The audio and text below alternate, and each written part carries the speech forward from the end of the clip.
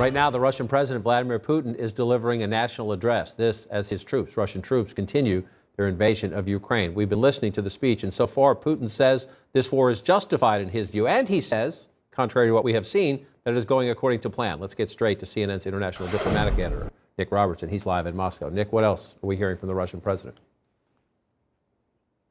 Yeah, John, there was one strange thing about this broadcast for President Putin. He's normally really in control. He looked angry. We've seen him looking that way over the past week or so.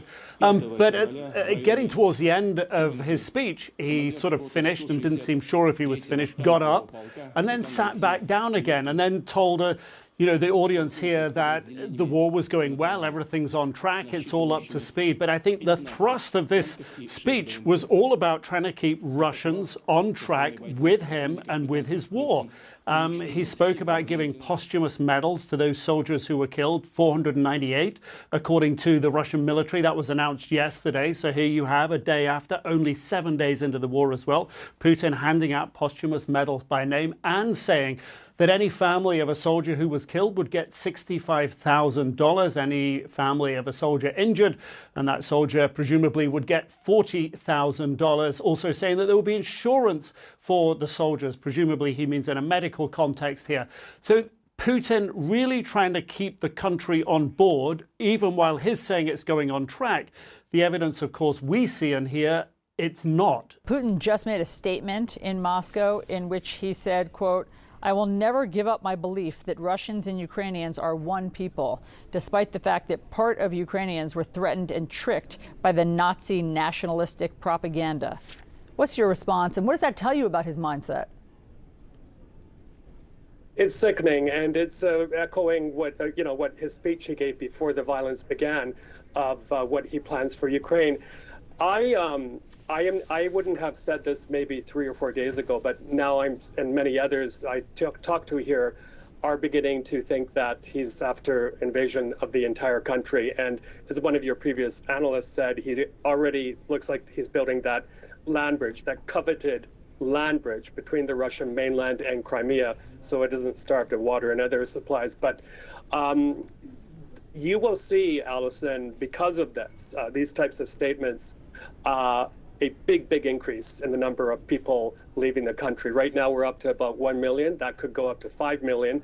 I am heartened by the fact that my government, the Trudeau government, just a few hours ago announced a unlimited resettlement program for Ukrainians. They can come to Canada under eased rules and stay for a long time. And that's exactly what other countries like the United States need to do, because it doesn't look like, sadly, there's going to be a quick end to this. And just one more point, as was pointed out, a lot of women and children are getting caught in the crossfire.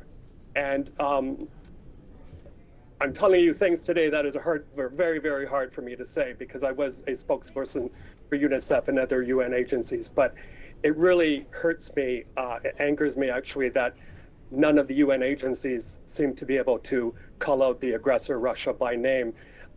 These are agencies that are tasked with saving the lives, protecting women and children. And if they're not willing to criticize Russia or Mr. Putin by name, we have a big problem on our hands. But Michael, I don't remember this type of But what approach. do you mean by that? How are they, using kid gloves with Russia and Putin? So I'll give you an example. Yesterday, I was on the WHO press conference. The Director General was speaking. I was the first one up to ask a question. We did this virtually.